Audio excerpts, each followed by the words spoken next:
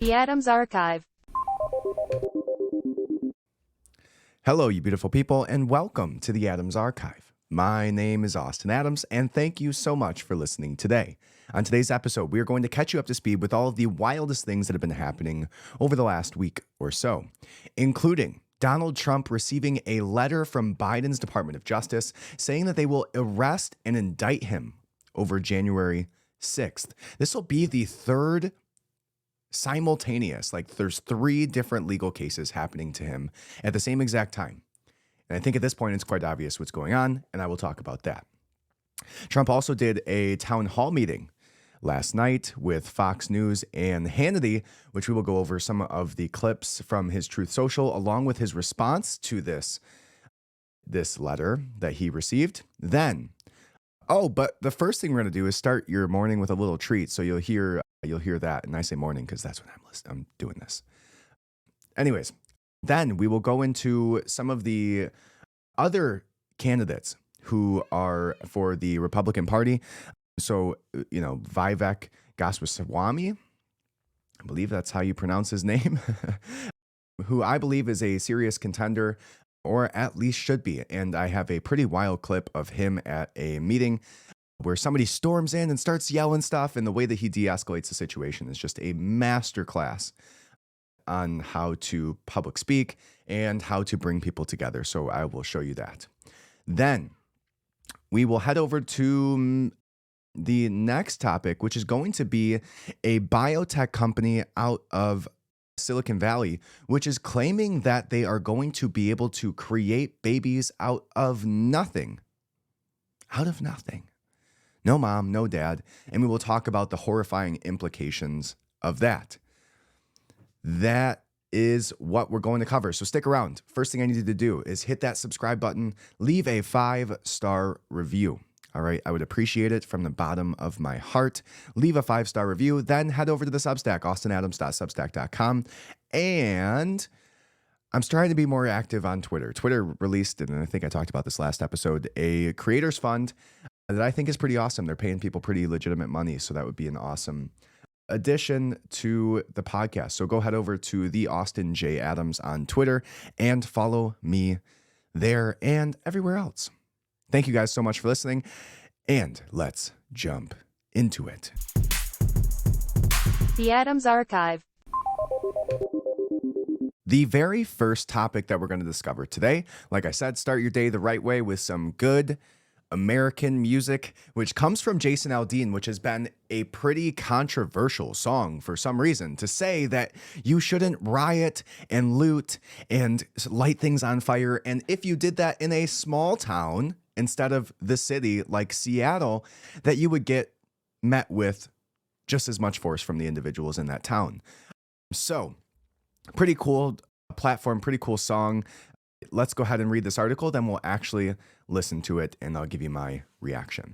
It says, and this comes from the Post Millennial, legendary country singer Jason Aldean has defended himself against accusations of promoting lynching and racism following the removal of the music video from his song Try That in a Small Town from CMT. So country music television, country music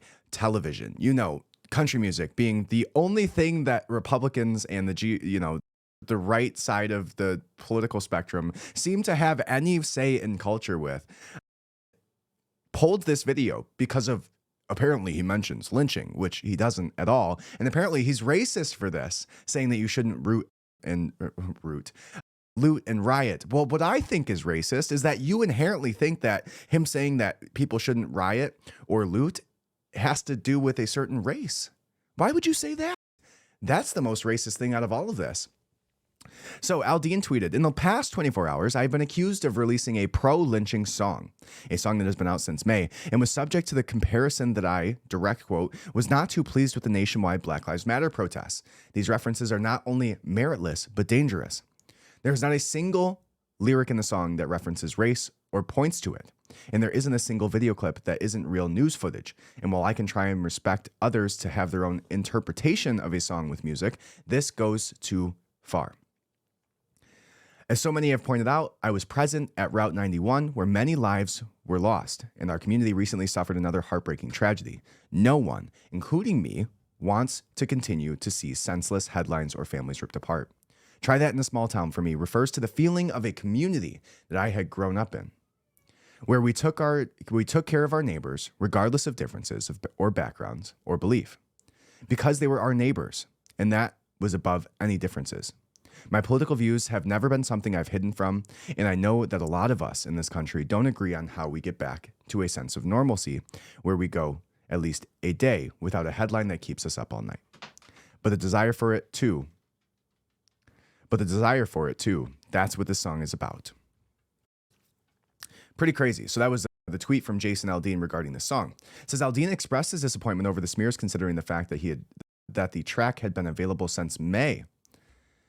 The lyrics of his song's first verse include lines such as sucker punch somebody on the sidewalk, carjack an old lady at a red light, pull a gun on the owner of a liquor store.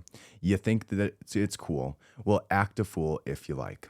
Aldean continues, and we'll listen to it right now. And in the background of all of this is just the news clips.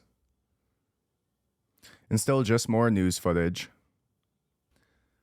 Again, nothing inherently racist about this.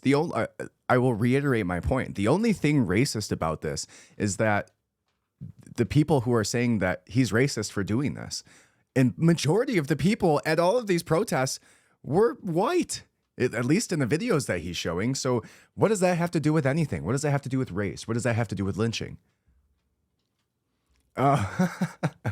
So one of the clips, which I love, is there's a guy who comes in to rob a liquor store, and there's this big old country dude sitting at the door, and he just swings on him and stops this robbery from happening. And the guy in that video was a Marine, an ex-Marine veteran, and just like drops the guy, goes to grab the gun from him, gets the gun pointed at him. Big old country dude. And just swings on him. What a great clip to perfectly show exactly what Jason Aldean is talking about, right? You get these people who were raised differently, right? They weren't raised in the city where there's, you get to go walk down the street and act a fool without the police interjecting, or where people don't care about where they grew up, or they don't have pride in the stores that are around them, right? It's a little bit different in the small town. And he's right. He's absolutely right. All right, that's all I'll play for you. Sorry for interjecting, but I have to because of fair use laws.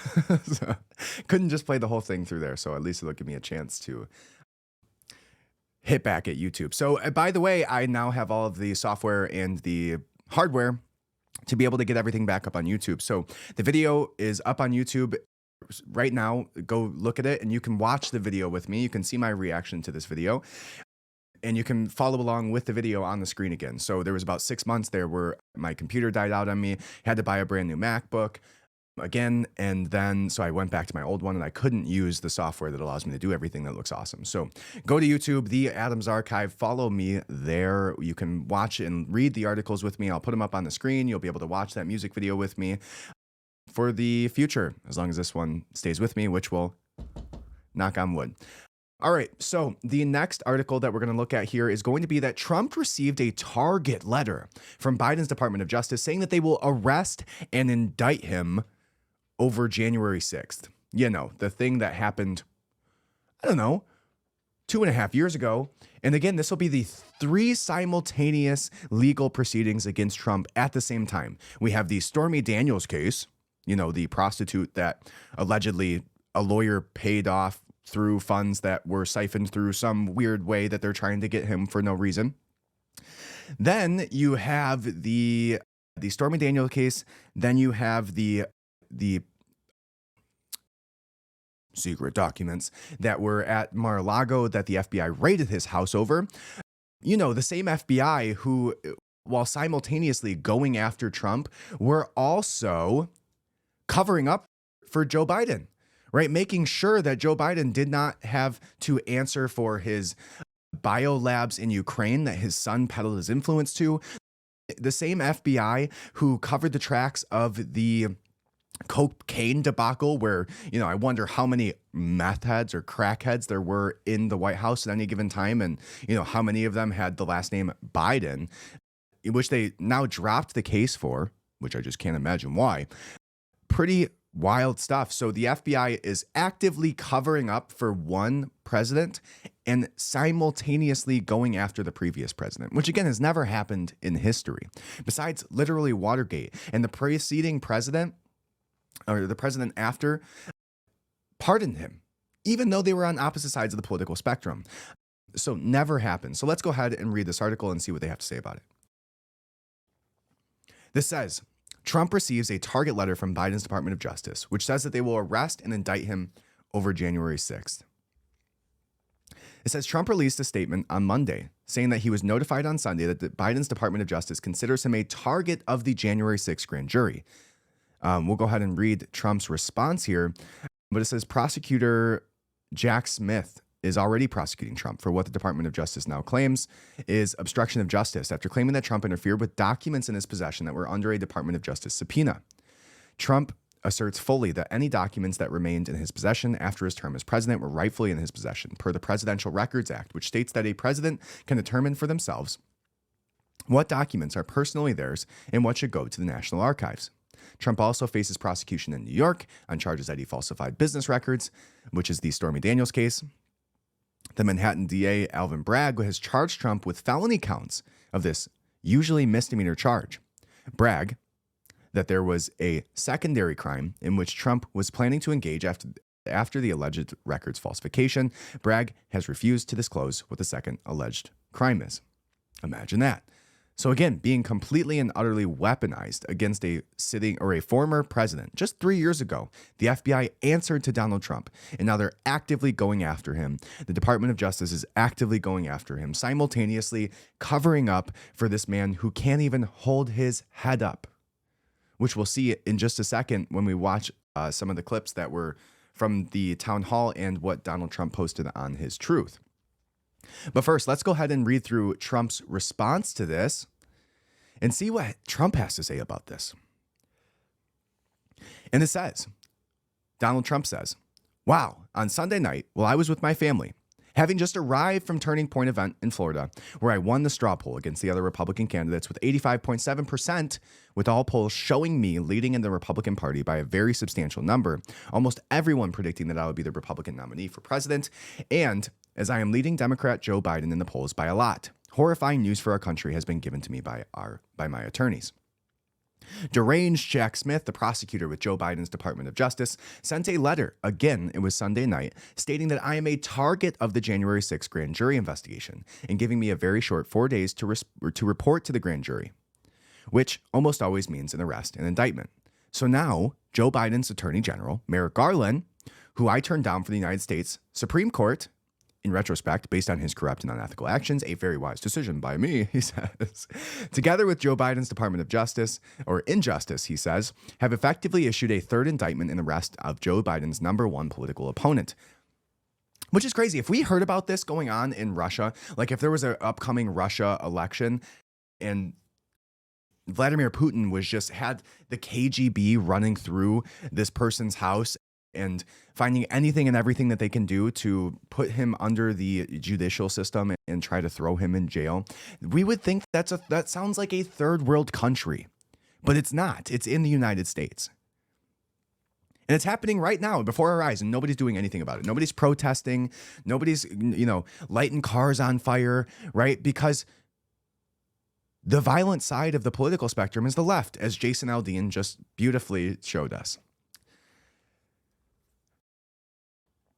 Says together, who is largely down. Nothing like this has ever happened in our country before, or even close. They illegally spied on my campaign, attacked me with a totally fake dossier that was funded by Hillary Clinton's campaign at the DNC, impeached me twice. I won, he said. They failed on the Mueller witch hunt. No collusion. They failed on the Russia hoax, the 51 intelligence agents fraud, the FBI Twitter files, the Department of Justice Facebook censorship, and every other scam imaginable. But on top of that, they have now effectively indicted me 3 times.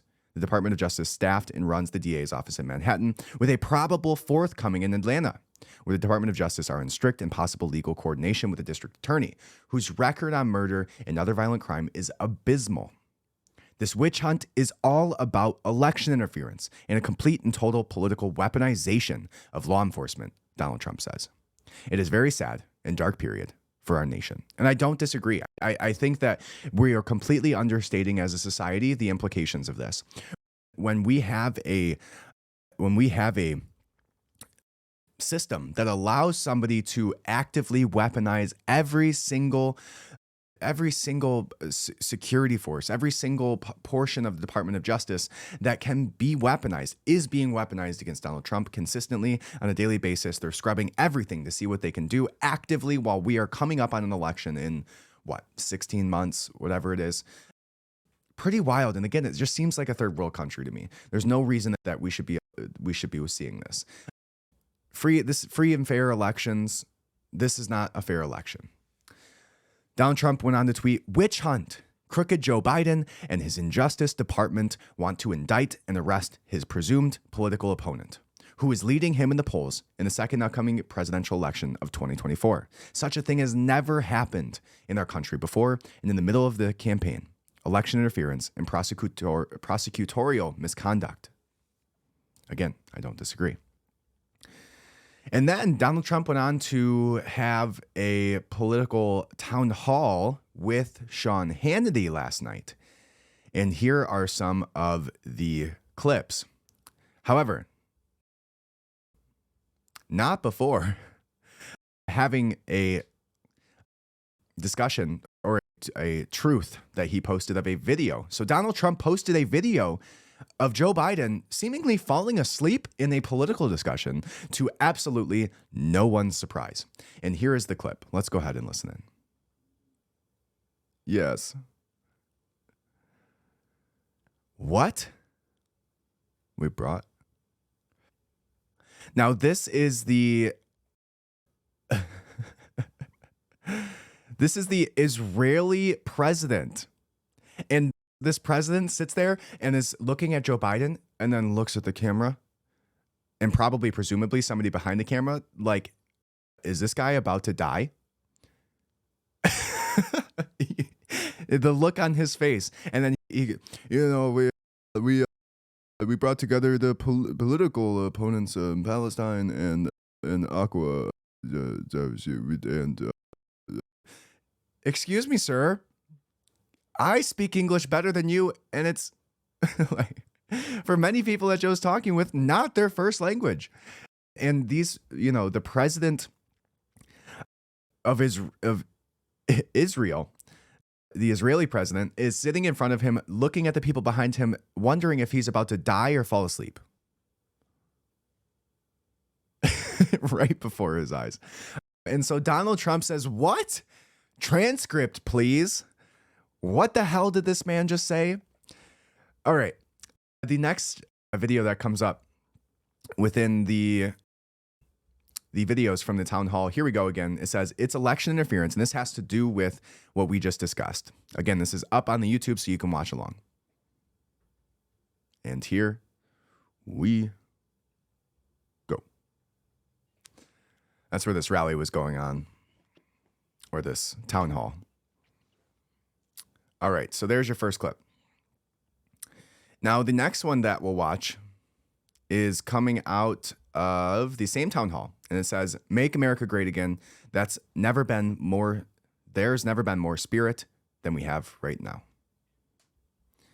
And finally, there's one more that says, "America First." Now, this whole town hall is very likely on their YouTube by now, is replayed. It was on at 9 o'clock at night, and then they replayed it at 2 a.m. Here's the last clip that he posted from it. All right, so here's my thoughts on the upcoming election. Now, obviously, Donald Trump is the front runner of the Republican Party. I respect that. Voted for Donald Trump 2 times. And however, and I do believe he'll be the front runner of the Republican Party.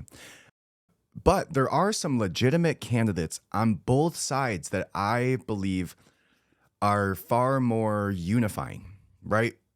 I agree with Donald Trump on almost all of his policies, right? When you look down on the sheet of paper and you look at the things that he believes and what he wants to push and what he's done, especially one of my favorite things that he did one of the most impactful things that he did, that we're seeing the effects of still and we'll see the effects of for a very long time, is the Supreme Court. Picking, I believe, 2 of the candidates for the Supreme Court now, and they're making these landmark decisions. They're overturning Roe v. Wade, overturning affirmative action, overturning all of these non-constitutional things that have been pushed through legislation and have never been challenged in this way, have gone to the Supreme Court and had decisions overturned. Now, the problem that I have with the Trump campaign, the problem that I have with Donald Trump being president, is not his policies, which again is maybe the wrong way to look at it, but you have to understand the president of the United States is a figurehead, almost as much as the king and queen of England, right? It is a celebrity position. It is which is what makes Joe Biden's position in this country so egregious, is that your job is literally to make us look good, to exude power and exude intelligence and exude presidentialness. And Joe Biden doesn't check a single freaking box. He can't even stay awake. Can't even stay awake in an interview with another president. So Donald Trump does those things very well, but he does not unify our country in any way. And so I think he divides it. He further divides it, and that's through divisive speech. And it's intentional, and he's explosive, and he's entertaining, and he's hilarious, and he's a great comic, and he's very powerful in his speech, and he's probably one of the best sales people in history. His speech patterns are amazing. His ability to just wittily push back on people and just demolish them in debates is unbelievable. But we see people like Ron DeSantis just withering away into the wind. Now, I don't want Ron DeSantis. I don't think that Ron DeSantis is a tough enough opponent to go up against the Democratic Party, not Joe Biden, the Democratic Party, or Donald Trump. But I do think that in a reasonable variation of our reality, of this simulation, Vivek Goswami and Robert F. Kennedy Jr. are the most reasonable, most unifying candidates that we could have in the 2024 election. And I would love nothing more to see a more unified country at this point. I believe both of them are very presidential. They're very intelligent. They speak up against the institutions. The way that they have been unifying instead of dividing is incredible. And I think in a reasonable society, those 2 men would represent our country. I don't think it's going to happen, but to me, that would be ideal. So let me show you a little bit about Vivek. And this comes from CNN, which says, "See contentious moment between protester and GOP presidential candidate." And it's Vivek Ramaswamy. Vivek Ramaswamy. All right. There's how you pronounce it. Sorry, Vivek. So here's the clip. And he's speaking at some type of rally. It's in a small room, much larger than what Joe Biden was speaking to during his presidential election, where he got more votes in the history of man than any other candidate ever. But here we go. Let's watch it. So she says, "I shouldn't have to carry a baby of somebody who raped me. Republicans are raping women. Donald Trump is a raper," or whatever she just said about Donald Trump. That's what it sounded like to me. We can go back and listen to it to verify, but that's what happens. This lady comes in swinging haymakers, and Vivek Ramaswamy completely disarms her. And she said, "Respect all women." And Vivek goes, "Yes, respect all women. Come up here. Settle down. Let's talk about it." And just all class from Vivek. Let's go ahead and finish this out and listen to what he had to respond. "Protect our women." And people are jumping up in front of her. Very contentious. Okay, so again, don't agree with everything he says, including that statement. But I love how he disarmed her. I love how he said, "Yes, I agree with you. Protect all women," right? And obviously what he said is how it is now. So it's not like he's changing legislation. It is state to state. They can determine. That's what Roe v. Wade did, which there should be more power to the states. However, I think abortion, I've already done a whole episode on this, but abortion, it falls within the purview of the golden rule. If you wouldn't want it happening to you, you shouldn't allow it to happen on a national scale, which includes, ending somebody's life. But my point is that all class from Vivek Ramaswamy. Just want to make sure I'm saying his name again. Vivek Ramaswamy. All right. But all class, the way he disarmed her, the way he unified the room, the way they were clapping for her when they went out. I can't imagine how that would have went with Donald Trump. I can't imagine how that would have went in almost any singular other rally, but Vivek just full of class steps up and says, come up here, talk to us. It's the freedom of speech. I'm glad you did so. You're very brave. Like I said, all class. And here's his response to what he said there. Vivek. What a response. I don't really know. I don't know why I'm here. Look at that. Affirming, positive, complimenting him. Incredible. Again, positive. And she's a former Donald Trump voter. Wow. Wow, 37 years old. Extremely intriguing candidate. And again, I think in a more sensible world, that's what we would be seeing from our presidential election. It was an RFK, Vivek Ramaswamy ticket. And I honestly support the idea of both of them running. I love the idea of Robert F. Kennedy Jr. in the way that he's been speaking out about vaccines. I don't tend to agree with him on some of the topics, but I would love to see a laundry list of things, of people, or of things that the beliefs and the policies. Because again, like I said, I agree with Donald Trump on almost all of his policies. Vivek, as well as Robert F. Kennedy Jr., I'm not 100% on what their positions are on everything. So I would love to see a laundry list of them, just checking boxes, which side they're on. But just the way that the president is now a figurehead, I believe these two people would be very well suited for it. And it's very encouraging to me that Vivek Ramaswamy is 37 years old, like only 2 years past the age in which you need to be able to even run. He's a successful entrepreneur. From my understanding, I would be interested to see where his family actually comes from and what they did and what type of money he came from. But overall, love the way he speaks, love the way that he affirms people, love the way that he was complimenting everybody, and love the way that he unified that room when that woman was shouting. Now, the last thing that we're going to discuss today comes from a Silicon Valley biotech company. Actually, before we touch on that, let's touch on this. In Michigan, there was let me pull this article up for you. There was now 16 people indicted for some sort of election conspiracy. And let's go ahead and watch this. It says a Michigan Attorney General charges false electors over efforts to overturn the 2020 election. So allegedly what these guys did, or women, men and women, people of the world, since we can't say men and women anymore, allegedly what they did is they made fake electoral votes. They acted as if they were a part of the Electoral College, and then they put these electoral votes up through, and now they've been found out, and so they're being called conspirators. And this is what it says. This is coming from NBC. Michigan Attorney General Dana Nessel announced Tuesday that she has filed charges against 16 people who signed paperwork falsely claiming that President Donald Trump had won the 2020 election as a part of a scheme to overturn the results. Presidents are technically voted in by slates of electors from each state who cast their votes for the candidates selected by their state's popular votes. In December 2020, as Donald Trump tried to overturn the results of the election, his allies readied alternative slates of electors in several states. They appear to be the first charges filed against faked electors. The announcement came the same day Trump said he has been notified that he is the target of an investigation by a Washington-based grand jury examining January 6, 2021 riot and efforts to overturn the 2020 election.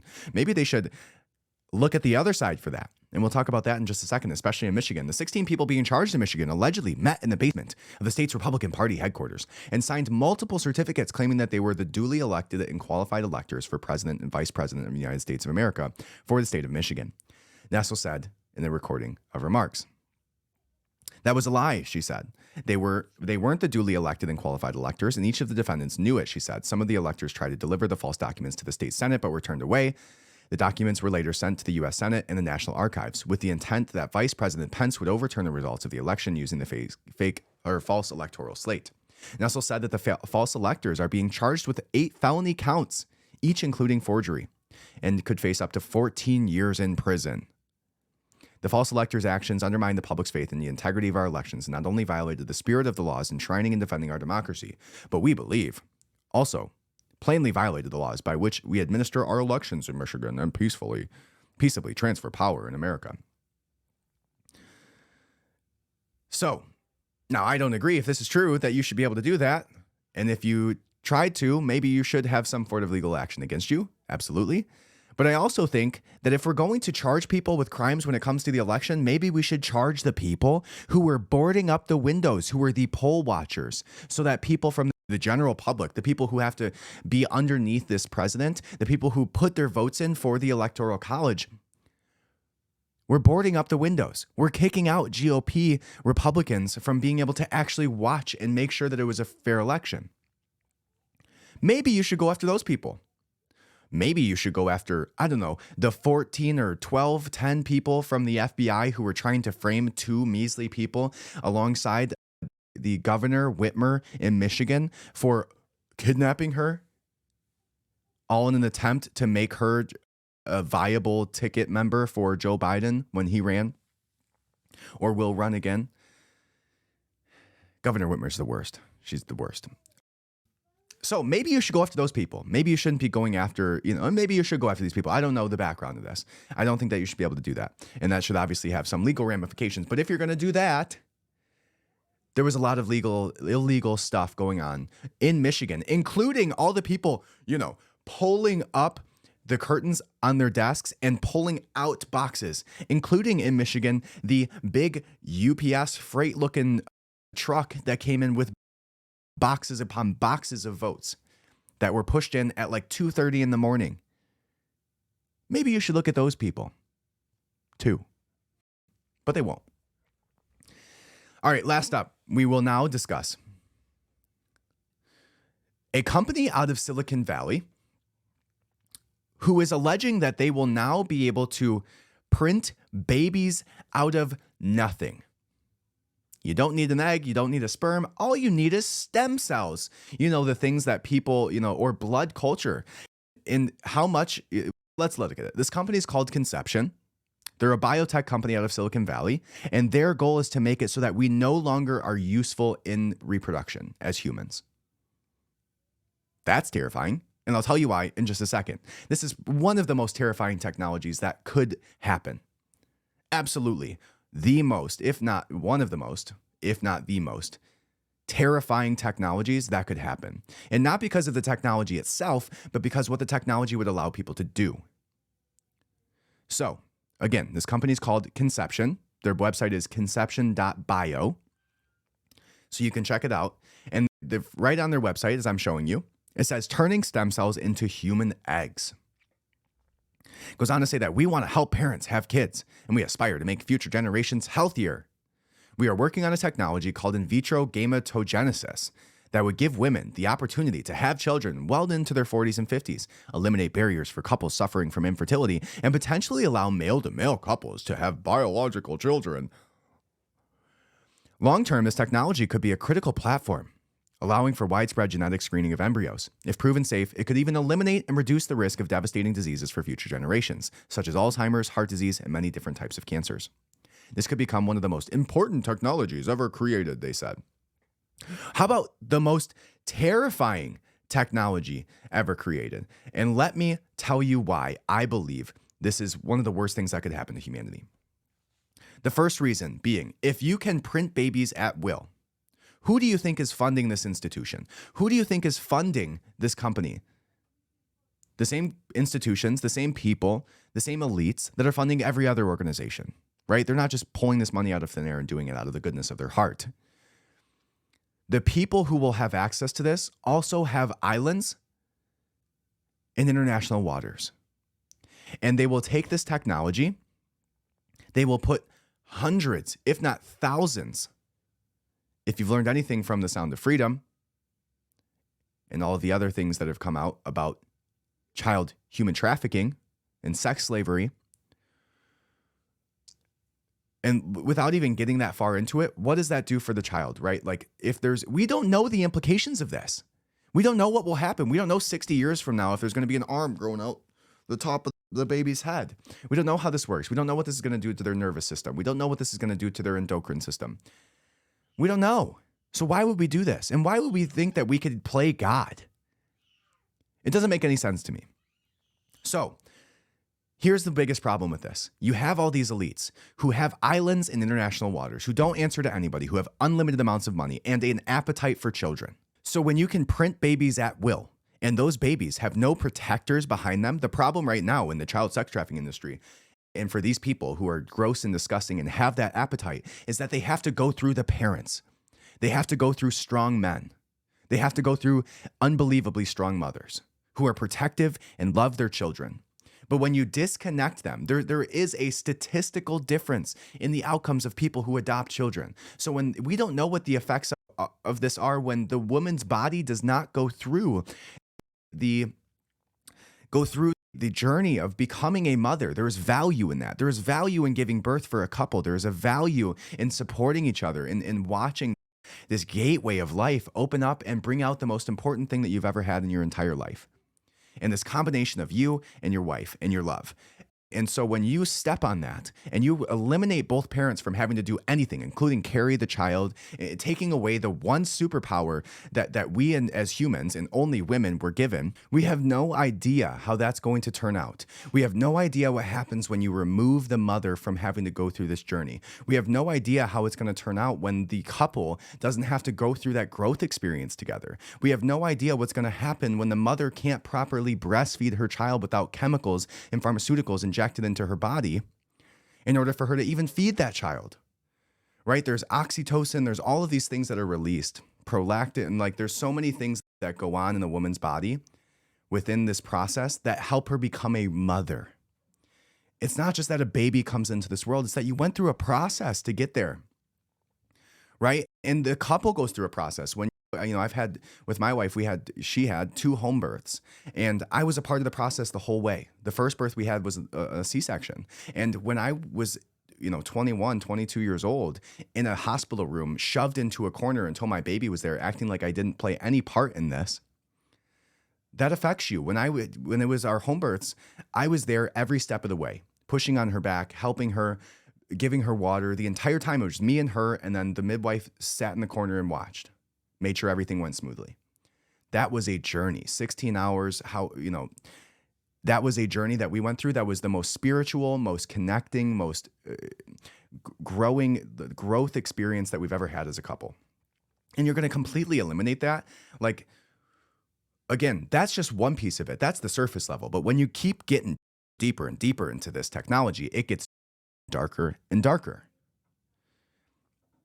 So when you can print babies at will, and you have elites with appetites for babies, and they have private islands where they can have thousands of these things, where they're now going to be allowed to print babies for whatever it is that they want to do, with nobody there to protect them, nobody there with a protective role, they can do whatever they want. And also, you want to take it, let's even take a step back. Let's not even go to the trafficking situation. Let's just talk about the government. When there's no mother and no father involved in the actual birth of it, who does that baby belong to? The government. Or even worse, you took out a $45,000 loan and now you owe a company and you're in debt to them to have a child. Who owns that baby? What's the collateral? Right? Like, when there is no mother and father involved, why wouldn't the government just print babies at will? And now they're docile citizens who have no rights, who have no parents there to protect them, that won't go out of the way, that won't put their bodies on the line. When you are a parent, you will sacrifice yourself and your life to protect that child. And if the government can print them at will, if Epstein Island could print babies at will, how terrible do you think this world would be? How dark do you think it gets? And again, that's just what I can think of off the top of my head. It's horrifying. It's terrible. I hope it doesn't happen. This was not the universe. This was not God's intention. This was not scientific intention. We are stepping into territory that we have no idea what the implications are. And we're doing it out of selfishness for profit, not for what anybody asked for. Nobody asked for this.